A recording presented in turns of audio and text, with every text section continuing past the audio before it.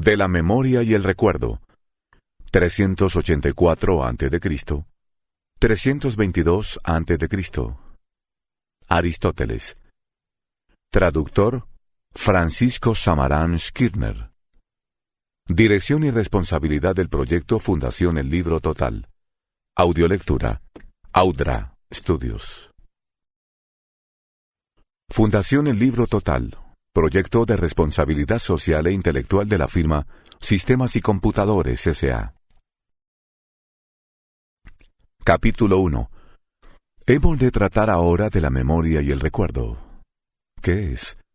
¿Por qué motivos tiene lugar y a qué parte del alma corresponde esta afección y la del recuerdo? Porque los hombres que tienen buena memoria no son idénticos a los que son prontos en recordar, sino que, hablando en general, los que son de penetración lenta tienen mejor memoria, mientras que los que son de penetración rápida y aprenden fácilmente son mejores en el recordar. En primer lugar, pues, hemos de entender qué clase de cosas son objetos de la memoria, ya que con frecuencia se yerra en este punto. Es, en efecto, imposible recordar el futuro, que es objeto de la conjetura o de la espera. Podría incluso haber una ciencia de la expectación. Según algunos dicen que ella es la adivinación. Tampoco hay memoria del presente, sino tan solo percepción de él, puesto que por la percepción no conocemos ni lo que es futuro ni lo que es pasado, sino solamente lo que es presente. Ahora bien, la memoria tiene por objeto el pasado.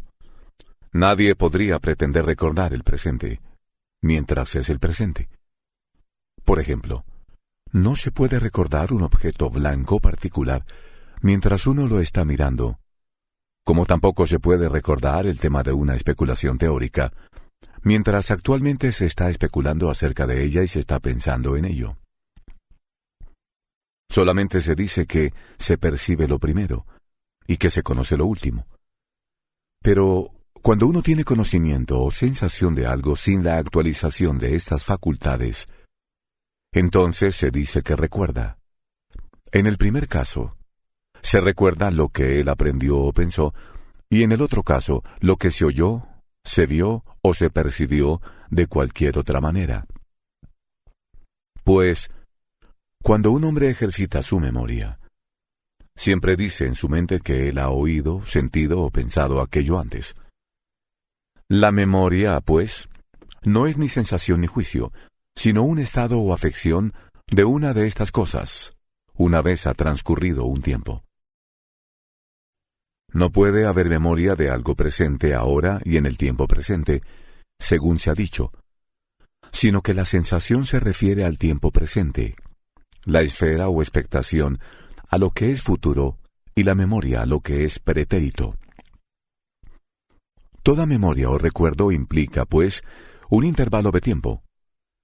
Por esto, solo aquellos seres vivos que son conscientes del tiempo puede decirse que recuerdan, y hacen esto con aquella parte del alma que es consciente del tiempo. Hemos tratado ya de la imaginación o fantasía en el tratado del alma. Incluso pensar es imposible, sin una pintura o reproducción mental. Se da la misma modificación o afección en el pensar, que se da también en el dibujar.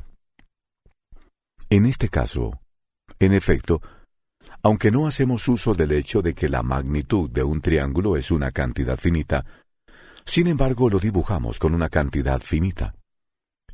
De la misma manera, el hombre que está pensando, aunque pueda no estar pensando en una magnitud finita, sin embargo coloca ante sus ojos.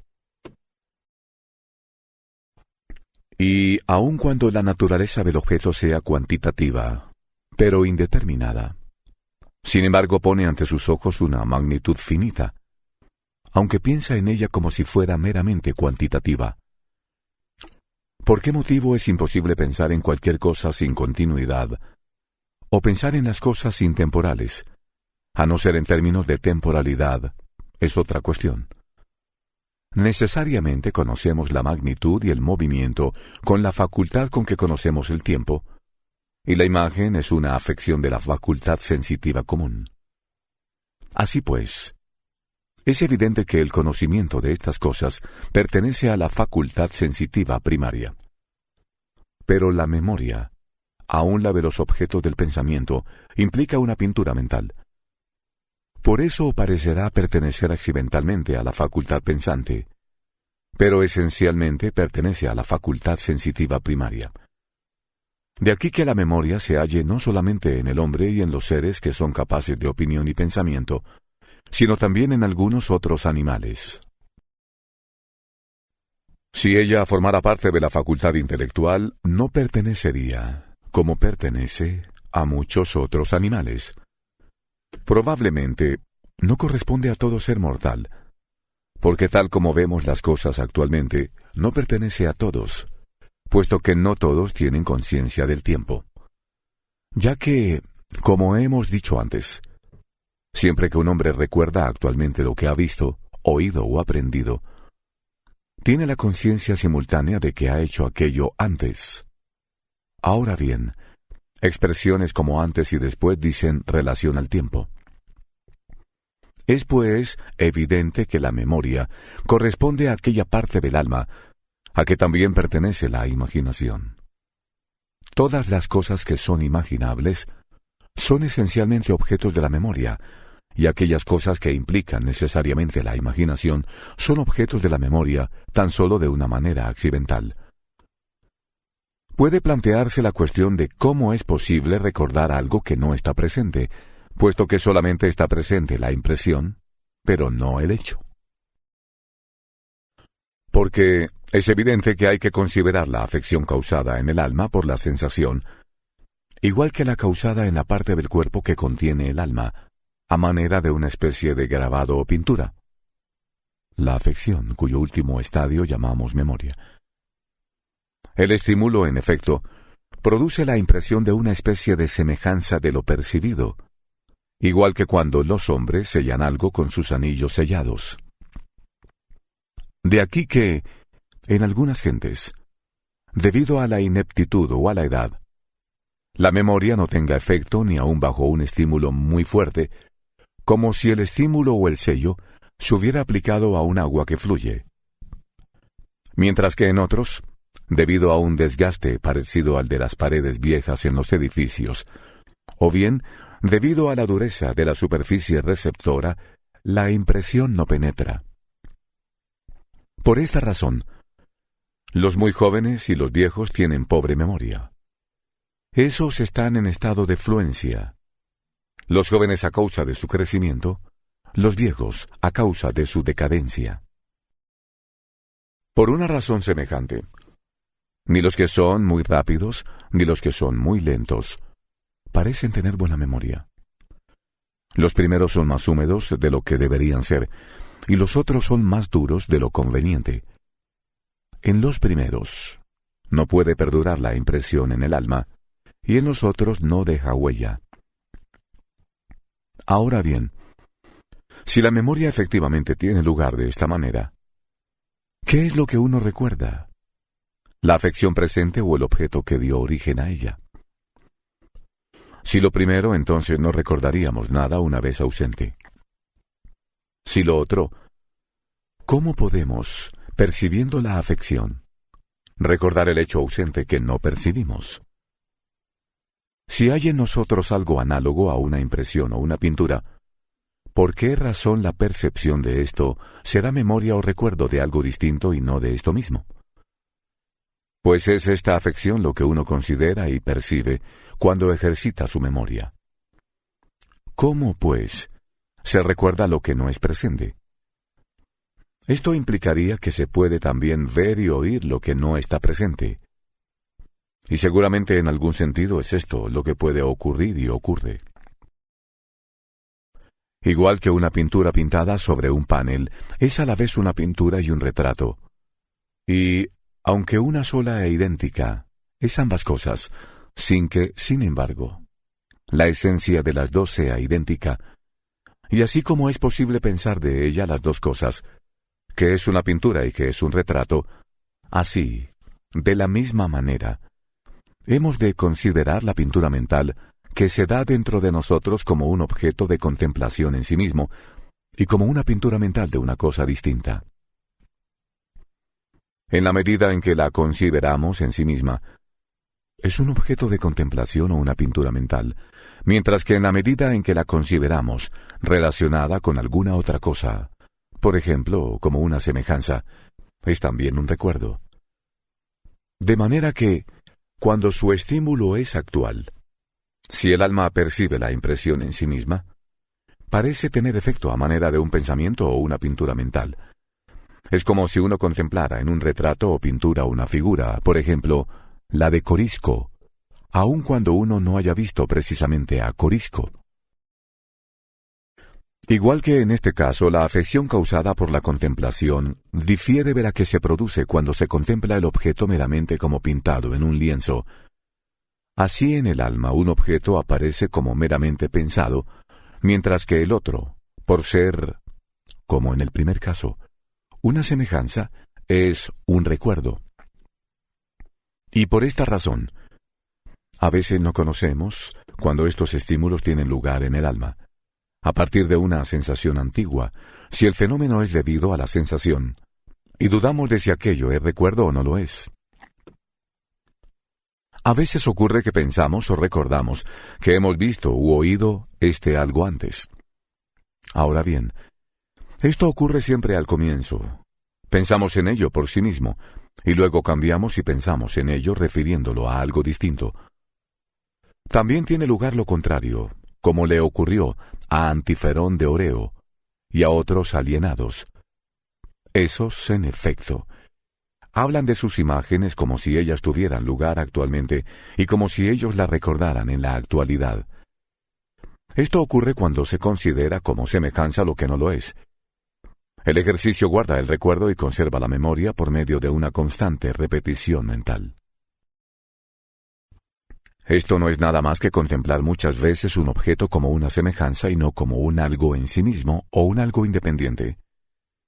Así pues, hemos explicado qué es la memoria o el recordar.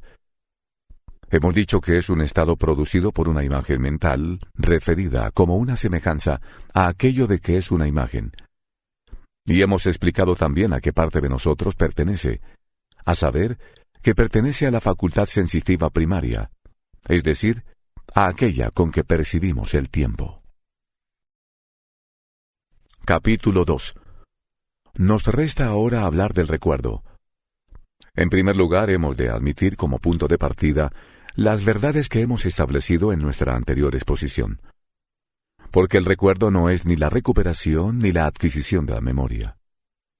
Pues, cuando uno por vez primera aprende o recibe una impresión sensible, no recupera uno ninguna memoria. Pues no ha habido ninguna anteriormente, ni la adquiere uno por primera vez. Solamente en el momento en que el estado o la afección se producen en el interior, hay memoria. De manera que la memoria no se produce al mismo tiempo que la afección originaria. Además, tan pronto como la afección ha entrado completamente en el órgano sensitivo individual y último, la afección, o el conocimiento si es que alguien puede llamar al estado o afección al conocimiento, ya que nada hay que pueda impedir que nuestro recuerdo verse accidentalmente sobre algunos objetos de nuestro conocimiento. Está ya presente en el sujeto afectado, pero la memoria propiamente no se ha fijado hasta que ha transcurrido un tiempo, ya que uno recuerda en el presente lo que uno ha visto o padecido en el pretérito. No se puede recordar en el presente lo que uno experimenta en el presente. Además, es evidente que es posible recordar cosas que uno no tiene presente en el momento, pero que uno ha percibido o padecido hace mucho. Pero cuando uno recupera algún conocimiento anterior, alguna sensación o experiencia, el estado continuado de lo que antes hemos descrito como memoria, este proceso, por tanto, es el recuerdo de uno de los objetos antedichos. No obstante, el proceso del recuerdo implica la memoria, y va acompañado de memoria. Tampoco es verdadero decir, sin ninguna calificación o determinación ulterior, que el recuerdo es introducir de nuevo algo que ya antes existía en nosotros. En un sentido, es esto verdadero, pero no lo es en otros. pues es posible que un mismo hombre aprenda o descubra una misma cosa 2 veces. Así pues, el recuerdo debe diferir de estos actos. Debe implicar algún principio originario fuera de aquel a partir del cual aprendemos por vez primera. Los actos del recuerdo tienen lugar cuando un movimiento o impulso sucede naturalmente a otro. Si la secuencia es necesaria, es evidente que quien quiera que experimente un movimiento o impulso, experimentará también el siguiente. Pero si la secuencia no es necesaria, sino simplemente habitual o fruto de costumbre, la segunda experiencia se seguirá de ordinario. Pero ocurre que algunos impulsos nos vienen a ser habituales más fácilmente por una única experiencia que otros a partir de muchas. Y así recordamos algunas cosas que tan solo hemos visto una vez mejor que otras que hemos visto muchas veces. Cuando recordamos, pues, reexperimentamos uno de nuestros primeros movimientos o impulsos, hasta que al fin experimentamos también lo que habitualmente les precede.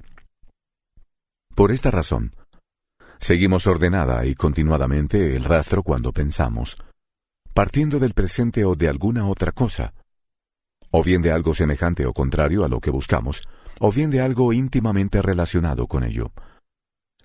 De esta manera tiene lugar el recuerdo, pues los movimientos o impulsos que nacen de estas experiencias son a veces idénticos y a veces simultáneos con los de lo que buscamos, y aún a veces forman parte de ello. De manera que la parte restante que nosotros experimentamos, luego de esta es relativamente pequeña. Esa es la manera en que los hombres intentan recordar, como también la manera en que recuerdan, aun cuando no lo intenten, es decir, cuando un movimiento o impulso se sigue o sigue a otro.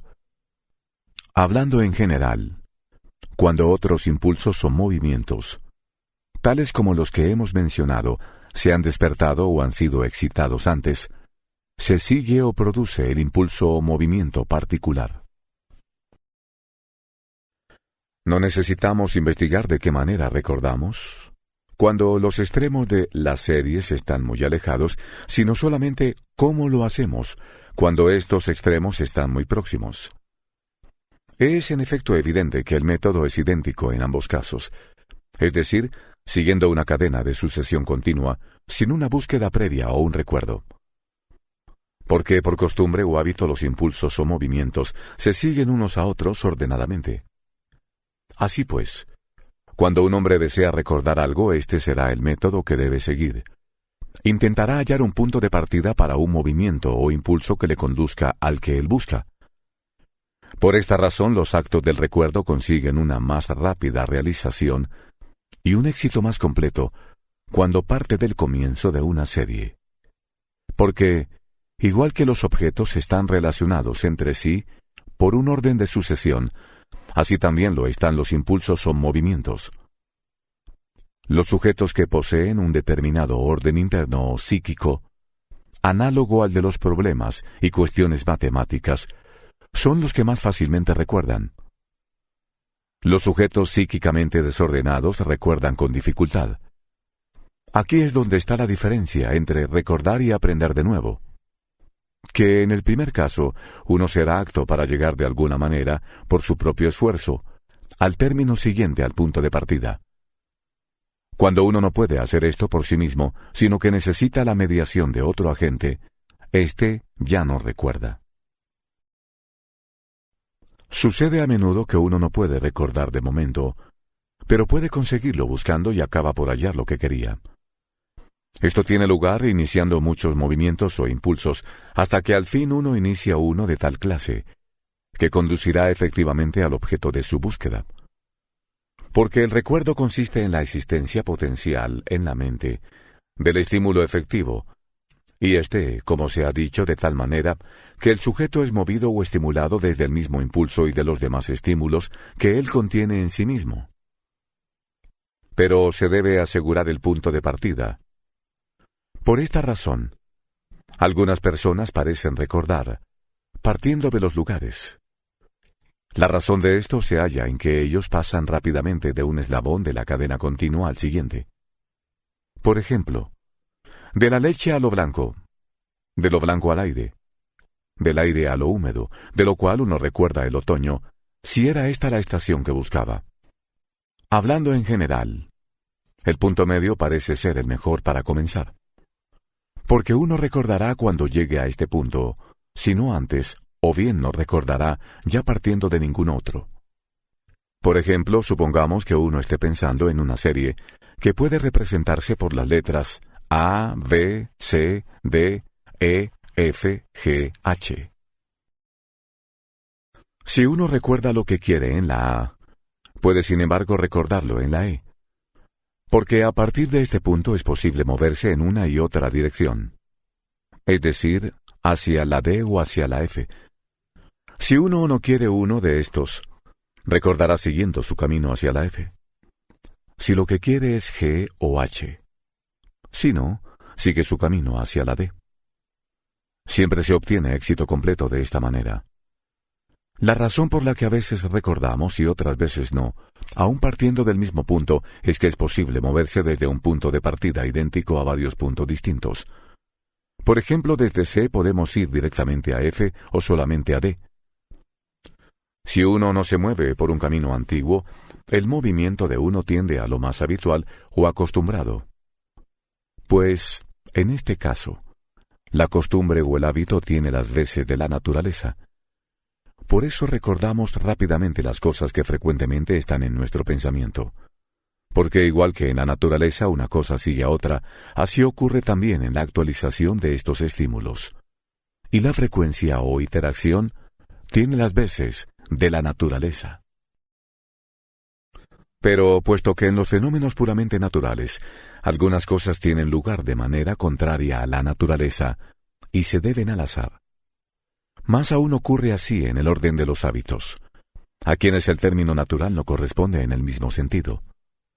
De manera que la mente es impulsada o movida a veces, no solo en la dirección requerida, sino también de otra manera, especialmente cuando la aparta alguna cosa de su dirección y la vuelve hacia sí misma.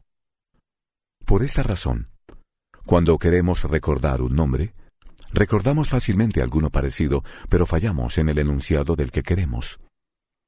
El recuerdo, pues, tiene lugar de esta manera.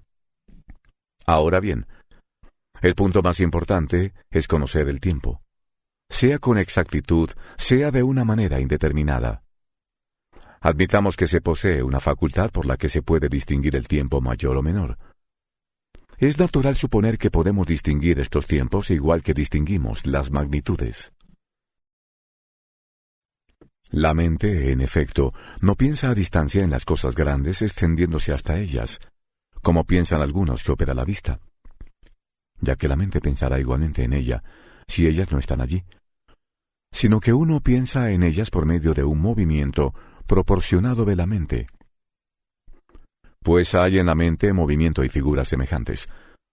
¿De qué manera, pues, cuando la mente piensa en cosas grandes, diferirá su pensar en ellas de su pensar en cosas pequeñas?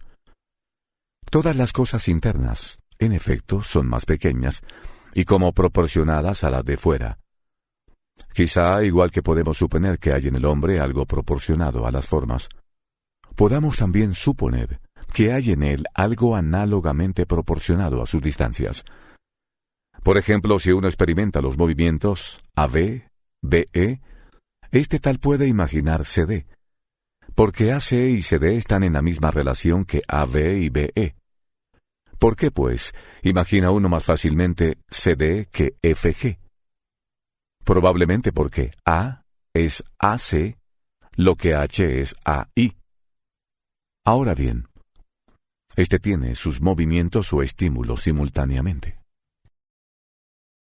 Ahora bien, si quiere imaginar FG, conserva en la mente, pero en lugar de la razón, HI. Piensa la razón KL, ya que éstas guardan la misma relación que FA a BA. Así pues, cuando el impulso relativo al hecho y el impulso relativo a su tiempo tienen lugar juntos, uno recuerda actualmente.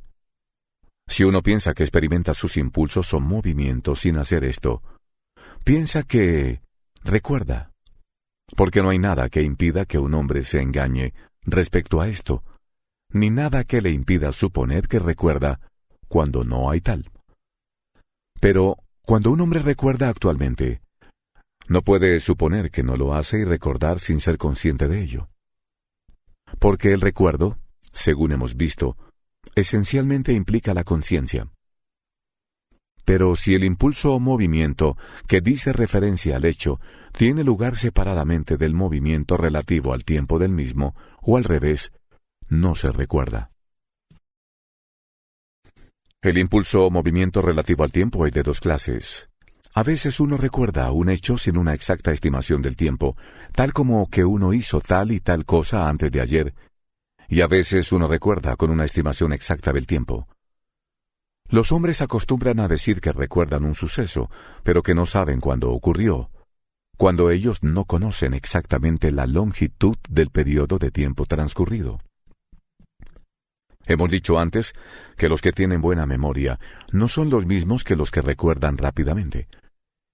El recordar difiere de la memoria, no solamente en el aspecto del tiempo, sino también porque, mientras que muchos otros animales participan de la memoria, se puede decir que ninguno de los animales conocidos, excepto el hombre, puede recordar.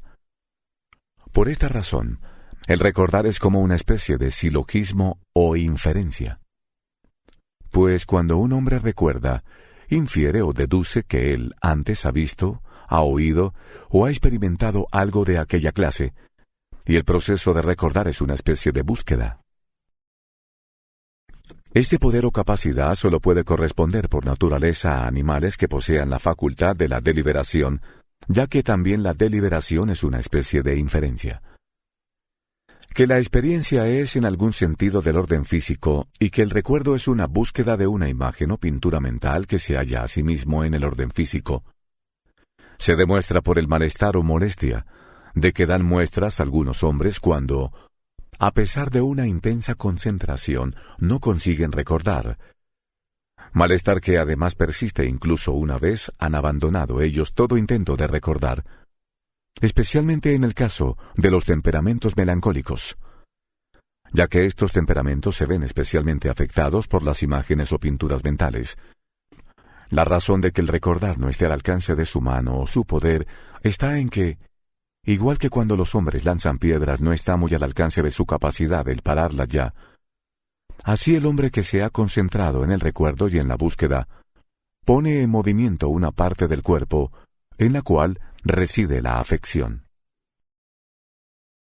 Y los que sufren mayores molestias de esta clase son los que tienen humedad en torno a las regiones sensitivas, porque la humedad, una vez puesta en movimiento, no se para fácilmente hasta que el objeto buscado recobra de nuevo su fuerza y el impulso sigue una línea recta.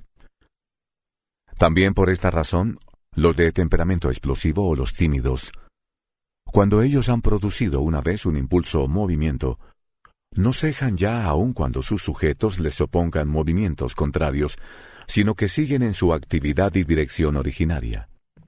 Pese a estos, esta afección es análoga a lo que ocurre en el caso de los nombres, tonadas y refranes, cuando alguno de ellos ha estado muchas veces en nuestros labios. Pues, aun cuando arranquemos el hábito y no queramos repetirlos más, nos encontramos continuamente cantando o pronunciando aquellos sonidos familiares. Las personas que tienen sus extremidades excesivamente largas y las que son enanas tienen la memoria más pobre que sus opuestas, porque acarrean un gran peso en su órgano perceptivo, y sus impulsos o movimientos no pueden desde el comienzo conservar su dirección, sino que encuentran impedimentos para ello, y no pueden moverse fácilmente en línea recta en su proceso recordativo. Los muy jóvenes y los muy viejos tienen memorias de inferior calidad o categoría, debido al gran número de fuerzas que hay en ellos en actividad. Los últimos, en efecto, están ya en un estado de rápida decadencia o decaimiento, y los primeros están en un estado de rápido crecimiento o desarrollo. Los niños pequeños son además semejantes a los enanos, hasta tanto que han avanzado en edad. De esta manera damos fin a nuestra explicación o exposición de la memoria y el recuerdo. Exposición de cuál es su naturaleza y de cuál es la parte del alma con que los animales pueden tener memoria. También acerca del recuerdo, hemos dicho qué era, de qué manera tiene lugar y por qué razones.